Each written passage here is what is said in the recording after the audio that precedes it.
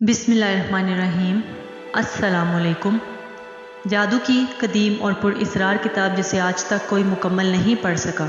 ایک ایسی پر اسرار کتاب جس کی حفاظت جنات کرتے ہیں۔ اس میں درج کالے جادو کے عملیات سے کوئی بھی شخص جنات کو تصرف میں کر سکتا ہے۔ کوشش کرنے والے اکثر لوگ پاگل پن، مرگی یا جنات کے حملے کا شکار ہوتے رہے۔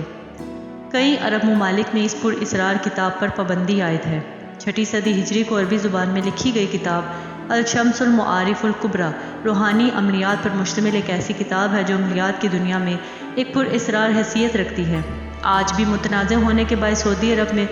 اور دیگر اسلامی ممالک میں پابندیوں کا سامنا کر رہی ہے۔ عام طور پر اس کے بارے میں معلومات رکھنے والے افراد یہی جانتے ہیں کہ اسے 6 صدی ہجری کے ایک عالم جو کہ روحانی عملیات پر خاصا عبور رکھتے تھے، انہوں نے قلم بند کیا تھا، جس میں روحانی عملیات، جنات کو قابو کرنے دیگر بہت سے عملیات موجود ہیں۔ لیکن اس کی اصل حقیقت سے وہی آگاہ ہیں جو یا تو روحانی علوم سے واقفیت رکھتے ہیں یا پھر انہیں عربی کے علاوہ عبرانی، یہود کے زیر استعمال دیگر زبانوں پر عبور حاصل ہے۔ اکثر عرب ممالک کی عوام کی جانب سے اس بات پر بھی اعتراض کیا جاتا ہے کہ کیا وجوہات ہیں جن کی بنا پر روحانی عملیات کی اس کتاب پر ان حکومتوں کی جانب سے پابندی عائد کی گئی۔ انٹرنیٹ پر موجود عرب ممالک کے بلاگرز خصوصاً سعودی عرب سے تعلق رکھنے والے اس سوال کو بڑی شدت سے اٹھاتے ہیں۔ ان کی جانب سے اٹھائے گئے سوالات کے جوابات میں عام طور سے دین اسلام کا گہرا فہم رکھنے والے حضرات کی جانب سے جوابات میں یہ موقف اپنایا جاتا ہے کہ چونکہ اس کتاب میں روحانی علوم اور جنات کو قابو کرنے کے علاوہ کالے جادو پر مشتمل بھی کئی طریقے درج ہیں، اس وجہ سے اسلامی ممالک کی حکومتیں اس کتاب کو اپنی سرزمین پر پھیلانے سے روکتی ہیں۔ یہ بات بھی اٹھائی جاتی ہے کہ اگر اس کتاب کو لکھنے والے اپنے زمانے کے جانے مانے عالم دین تھے تو ان کی جانب سے روحانی علوم اور جنات کو قابو کرنے کے حوالے سے لکھی جانے والی اپنی کتاب میں کالے جادو کے طریقوں کا کیوں ذکر کیا گیا؟ اس کا ایک اور انتہائی اہم پہلو یہ بھی ہے جس سے عوام الناس کی اکثریت لا علم ہے۔ عرب پورٹل پر اس کتاب کے حوالے سے پائی جانے والی معلومات کے مطابق کتاب اپنی تالیف کے بعد تقریباً 100 سال تک کسی کے کام کی نہیں تھی، کیونکہ جو بھی اسے پڑھنے کی کوشش کرتا یا تو وہ مجنون ہو جاتا یا پھر جنات اس پر حاوی ہو جاتے۔ 100 سال تک یہ کتاب فقط ایک ہی نسخے پر مشتمل رہی، مگر بعد کے زمانے میں کسی نامعلوم شخص کی جانب سے اس کتاب میں کچھ کمی بیشی کرتے ہوئے اس کے کئی نسخے بنائے گئے، کیونکہ اس کتاب کے مصنف کی جانب سے اس میں بعض ایسے طریقے بھی تھے جنہیں استعمال کرتے ہوئے کوئی بھی عام شخص انتہائی آسانی سے طاقتور جنات کو اپنے قابو میں کر سکتا تھا۔ اس لیے جنات اس کتاب کی حفاظت کرتے تھے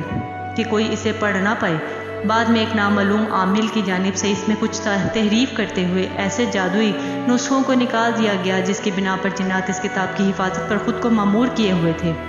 لیکن اب بھی اس کتاب میں موجود کالے علوم اور جنات کو قابو کرنے کے دیگر طریقوں کی موجودگی کے باعث کوئی عام شخص اس پوری کتاب کو سمجھ کر نہیں پڑھ پاتا۔ اس کی کوشش کرنے والے افراد پاگل پن، مرگی، جنون، سحر یا دیگر بیماریوں میں مبتلا ہو جاتے ہیں۔ علماء کی جانب سے احتیاط کو بروئے کار رکھتے ہوئے اس کتاب اور اس کے مصنف پر انتہائی محتاط انداز میں تبصرہ کیا جاتا ہے، لیکن بعض ذرائع سے ملنے والی معلومات میں اس کتاب کے مؤلف کو براہ راست یہودی اور اس کتاب کو اسلام کے نام پر کفر کا مجموعہ قرار دیا جاتا ہے۔ شاید یہی وجہ ہے کہ سعودی عرب سمیت کئی اسلامی ممالک میں اس کتاب پر سخت ترین پابندی ہے۔ سعودی عرب میں جادو اور اس سے متعلقہ کتابوں اور چیزوں پر تبصرہ کرنے والا آن لائن پورٹل اس کتاب اور اس کے مؤلف کے حوالے سے علماء کا موقف بیان کرتے ہوئے لکھتا ہے کہ یہ کتاب کے مؤلف امام احمد بن علی البونی 5ویں صدی ہجری کے اوائل میں پیدا ہوئے اور 6 صدی ہجری کے اوائل میں اس دنیا سے رخصت ہوئے۔ ان کا آبائی تعلق الجزائر کے شہر بونا سے تھا۔ اس کتاب کا تعلق فقہی یا دینی امور سے ہونے کے بجائے خالص روحانی علوم سے ہے۔ انہوں نے اس کتاب میں اللہ تعالیٰ کے اسماء کی صفات اور مختلف صورتوں کی صفات کے علاوہ جنات کو قابو کرنے اور ان سے نجات پانے کے طریقے بیان کیے ہیں، لیکن یہ بات بھی خاصی اہم ہے کہ اس کتاب میں بعض صورتوں کے درمیان عبرانی یا کسی ایسی زبان کے بعض ایسے الفاظ لکھے گئے ہیں جو سمجھ سے بالاتر ہیں۔ اس بنا پر اس کتاب کو علماء کی جانب سے ممنوع قرار دیا گیا۔ معروف عربی ویب پورٹل الوطنیہ کی جانب سے اس سلسلے میں لکھا گیا کہ زمانہ قدیم میں اس کتاب کے حوالے سے نہ صرف یہ بات خاصی مشہور رہی کہ اس کے پڑھنے والے مجنون، مرگی یا جنات کا شکار ہو جاتے ہیں، بلکہ اس سلسلے میں بعض مصدقہ واقعات بھی موجود ہیں۔ 6 صدی ہجری کے آخر میں کتاب محمد بن علی بن زائد کی تحویل میں تھی، جو کہ ایک مالدار تاجر تھا، اور مزید دولت کے حصول کے چکر میں اس کی جانب سے کتاب بھاری قیمت خرچ کر کے حاصل کی گئی۔ واضح رہے کہ اس کتاب میں اس وقت اس کتاب کا صرف وہی ایک نسخہ تھا جو محمد بن علی نے حاصل کیا، بعد میں کچھ رد و بدل کے ساتھ اس زمانے کے حساب سے اس کی متعدد کاپیاں رکھوائی گئیں۔ اس شخص کا بیان ہے کہ جب بھی وہ اس کتاب کو کھول کر پڑھنے کی کوشش کرتا تو اس کے سامنے ایک سیاہ ہیولا موجود ہوتا، جس کی جسامت کی سیاہی اور چہرے پر چھائی نحوست سے وہ بے ہوش ہو جاتا۔ کئی مرتبہ کی کوششوں کے بعد بالآخر اس کی جانب سے کتاب ایک عالم دین کے حوالے کر دی گئی۔ اسی سے متعلق کچھ اور روایات بھی تلاش کرنے پر سامنے آتی ہیں، جن سے پتہ چلتا ہے کہ اس کتاب کی حفاظت پر شیاطین جنات مامور تھے، کیونکہ کتاب میں موجود بعض جادوئی طریقوں کے استعمال پر وہ انسانوں کی غلامی میں آ سکتے تھے۔ یہ کتاب خود ایک جادوئی عملیات کا نادر ذخیرہ تھی، اس بنا پر وہ اس بات پر بھی قادر نہ تھے کہ مذکورہ کتاب کو کچھ نقصان پہنچا سکتے۔ ان واقعات کے بعد کتاب منظر عام سے غائب ہو گئی اور 7ویں صدی ہجری میں جب وہ ایک بار پھر منظر عام پر آئی تو اس میں موجود مواد کو ایک حد تک حذف کیا جا چکا تھا۔ مذکورہ کتاب میں موجود وظائف اور جادوئی طریقہ کار میں سے اب بھی بعض ایسے ہیں جنہیں پڑھنے والا اگر کوئی عام انسان ہو جو عملیات کی ذرہ برابر بھی سمجھ نہ رکھتا ہو تو وہ خود فوری کسی ناگہانی آفت یا بلا سے دوچار ہو جاتا ہے۔ اب تک اس بات کی وضاحت نہیں ہو سکی کہ اس کتاب کے وہ کون سے حصے، بول یا جز ہیں جنہیں پڑھنے سے انسان مشکلات کا شکار ہو جاتا ہے، کیونکہ اب تک سامنے آنے والے واقعات میں ہر وہ شخص اپنے اوپر آنے والی ناگہانی آفت کے بعد یہ بات سرے سے ہی بھول چکا تھا کہ وہ کس حصے، بول یا جز کو پڑھ رہا تھا۔ علماء کا عموماً اس بات پر اتفاق ہے کہ یہ کتاب بظاہر قرآنی آیات اور روحانی وظائف کا مجموعہ ہونے کے باوجود اپنے اندر کثرت سے پائے جانے والے غیر معروف الفاظ اور جملوں کی بنا پر بڑی حد تک مشکوک حیثیت کی حامل ہے، لیکن یمن سے تعلق رکھنے والے پچھلی صدی کے روحانی عامل علی بن ابراہیم نے اس بات پر خاصی بحث کی۔ علی بن ابراہیم کا تعلق خود روحانیات سے تھا، اس کے علاوہ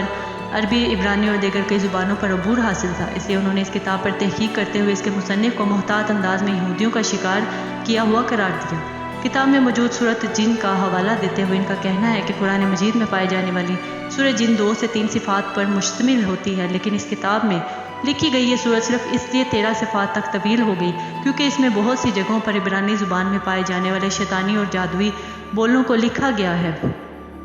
اس عامل کا کہنا ہے کہ دراصل احمد بن علی البونی گلگمیش اور حمورابی کی تعلیمات کا شکار ہوئے ہیں۔ یہ دونوں افراد حضرت سلیمان علیہ السلام کی امت سے پائے جانے والے اس گمراہ گروہ کے سربراہان میں شمار ہوتے ہیں جو حضرت سلیمان علیہ السلام کے بعد کالے جادو اور شیطانی علوم میں مہارت رکھتے تھے۔ یہ دونوں افراد یہودی النسل اور اپنے زمانے کے انتہائی بگڑے ہوئے شمار ہوتے تھے۔ انہی سے چلنے والے شیطانی علوم اور کالے جادو کے بولوں کو اس کتاب میں جگہ جگہ قرآنی آیات میں چھپایا گیا۔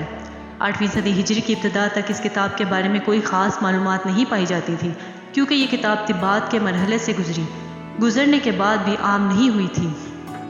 اس لیے عوام الناس کی گفتگو میں کتاب کے قصے تو تھے لیکن وہ اس کی زیارت سے محروم تھے۔ اس کتاب کے سلسلے میں پائی جانے والی معلومات کے مطابق اس ایک شخص کا قصہ خاصا مشہور ہے جس کی جانب سے اس کتاب کے بعض ایسے حصوں کو استعمال کرنے کی کوشش کی گئی تھی جو علماء کی جانب سے مشکوک ٹھہرے تھے۔ اس شخص کو کئی سال تک در در کی ٹھوکریں کھانا پڑی تھیں۔ الوطنیہ کے مطابق زمانہ قدیم سے تعلق ہونے کی بنا پر اس شخص کا پورا نام و نسب تو ریکارڈ کا حصہ نہیں رہا، البتہ وہ اپنے لقب السائی سے خاصا مشہور رہا۔ السائی کا تعلق یمن کے قدیم علاقے عدن سے تھا اور وہ وہاں 10ویں صدی ہجری کے بعد واقع ہوا۔ تاریخی حوالوں سے السائی کے لقب سے مشہور اس شخص کی جانب سے ابتدا میں جب اس کتاب کے بعض ایسے حصوں کو حاصل کر کے ان پر عمل کی کوشش کی گئی جو کافی مشکوک ہونے کے علاوہ متروک ہو گئے تھے، تو اسے پہلے جنات کی جانب سے اس کام سے روکنے کی کوشش کی گئی۔ السائی کا تعلق روحانی عملیات سے کسی حد تک رہا تھا، اس لیے وہ اس بات سے اچھی طرح آگاہ تھا کہ جنات کی جانب سے اسے اس کام سے روکنے کے لیے کس قسم کے ہتھ کنڈے استعمال کیے جا سکتے ہیں۔ اسی بات کو مد نظر رکھتے ہوئے اس کی جانب سے ابتدا میں ہی کچھ ایسے اعمال کر لیے گئے تھے جس کی بنا پر جنات اس تک رسائی حاصل کرنے سے قاصر تھے۔ غالباً یہ حصار تھا یا اسی قسم کی کوئی اور چیز۔ السائی کے بارے میں کہا جاتا ہے کہ وہ اتنا شاطر تھا کہ اس کی جانب سے جنات سے بچاؤ کے تمام تر طریقے اختیار کیے گئے، اسی وجہ سے وہ چند طاقتور جنات کو قابو کرنے کے آخری مرحلے تک پہنچ چکا تھا، لیکن یہاں پر جنات نے اسے مات دی۔ کئی برسوں تک غائب دماغی کی کیفیت سے گزرنے کے بعد جب اسے واپس ہوش آیا تو اس کی جانب سے بتائی جانے والی تفصیل سے یہ معلوم ہو سکا تھا کہ اس کے ساتھ کیا ہوا تھا۔ یہ بات آج تک کوئی جاننے سے قاصر ہے کہ السائی پر ہونے والے جناتی اثر کا توڑ کیا تھا اور کس نے کیا۔ حیرت کی بات یہ ہے کہ السائی اپنے حواس میں آنے کے بعد خود بھی یہ بھول چکا تھا کہ اس نے کون سا علم اختیار کیا، جبکہ وہ ماضی میں اپنی جانب سے اختیار کیے جانے والے دیگر عملیات کے بارے میں بھی کچھ معلومات نہیں رکھتا تھا۔ حیرت انگیز طور پر اسے اپنے ماضی کی ساری زندگی میں سے صرف وہی عمل تمام تر تفصیلات کے ساتھ یاد تھا جس میں اسے جنات نے نشانہ بنایا۔ شاید جنات نے اس کے دماغ سے تمام تر معلومات مٹا دی تھی اور عبرت کے طور پر اس واقعے کو یاد رکھنے دیا تھا۔ السائی سے ملنے والی معلومات کے مطابق جنات کو قابو کرنے کے آخری مرحلے میں اسے پاک صاف ہو کر قبرستان کے ایک خاص مقام پر پہنچ کر چلا کاٹنا تھا۔ یہی بات السائی کو لے ڈوبی کیونکہ وہ رات کے وقت جب قبرستان پہنچا تو وہاں شدید اندھیرا چھایا ہوا تھا۔ السائی قبرستان میں پھونک پھونک کر قدم رکھ رہا تھا، لیکن ایک مقام پر وہ ایک ایسی قبر پر اپنا قدم جما بیٹھا جو زیادہ پرانی تو نہیں تھی لیکن اس کا وزن برداشت کرنے کے قابل نہ تھی۔ السائی کے اس قبر میں گرتے ہی اس کا بدن ناپاک ہو گیا کیونکہ قبر میں لاش گلی سڑی حالت میں موجود تھی۔ یہی وہ موقع تھا جب جنات کے لیے انتہائی کارگر ثابت ہوا اور انہوں نے براہ راست السائی کے دماغ پر اثر ڈالا۔ السائی کا بیان ہے کہ قبر میں گرنے تک کے تمام واقعات اسے اچھی طرح یاد ہیں۔ اسے یہاں تک بھی یاد ہے کہ قبر میں گرنے کے بعد اس کے سر پر کسی نے انتہائی بھاری پتھر یا کائی دھاتی چیز ماری تھی جس کے بعد اسے ہوش نہ رہا۔ دراصل یہ کوئی بھاری پتھر یا کوئی دھاتی چیز نہیں تھی بلکہ جنات نے السائی کے دماغ پر حملہ کیا تھا جس کی وجہ سے السائی اسی قبر میں پڑا رہا۔ صبح ارد گرد سے گزرنے والے لوگوں نے اسے قبر میں گلے سڑے مردے کے ساتھ بے ہوشی کی حالت میں اسے کیڑوں کی خوراک بنتے دیکھا تو وہ اسے نکال کر باہر لے آئے۔ السائی نے اپنے عمل کے لیے اپنے علاقے سے دور ایک قبرستان کا رخ کیا تھا، اس لیے یہاں اسے کوئی بھی نہیں جانتا تھا۔ اگلے 10 سال تک السائی اس علاقے میں ادھر ادھر بے مقصد دیوانہ وار پھرتا رہا جس کی بنا پر وہ لوگوں میں السائی کوشش کرنے والا مشہور ہو گیا۔ 10 سال بعد ایک دن اچانک ہی اپنی دیوانگی اور حالت غیر سے دوبارہ صحیح ہونے والے السائی نے جب لوگوں کو اپنے قصے کے بارے میں بتایا تو پہلے تو کسی کی جانب سے اس پر اعتبار ہی نہیں کیا گیا، لیکن بعد میں علماء روحانی علوم رکھنے والے حضرات کی جانب سے السائی کی باتوں کی تصدیق کے بعد وہ لوگوں میں خاصا مشہور ہو گیا۔ اپنی ماضی کی شخصیت اور اپنے اوپر گزرنے والے حالات کے بعد لوگوں کی ہمدردیاں اس کے ساتھ ہو گئیں۔ بعد میں السائی نے عبادت، زہد و تقویٰ اختیار کر لیا۔ وہ کچھ زیادہ عرصہ نہیں جی سکا اور چند سال بعد ہی اس دنیا سے چل بسا۔ آج بھی الشمس المعارف الکبریٰ کے نام سے عملیات کی کتب موجود ہیں جن کا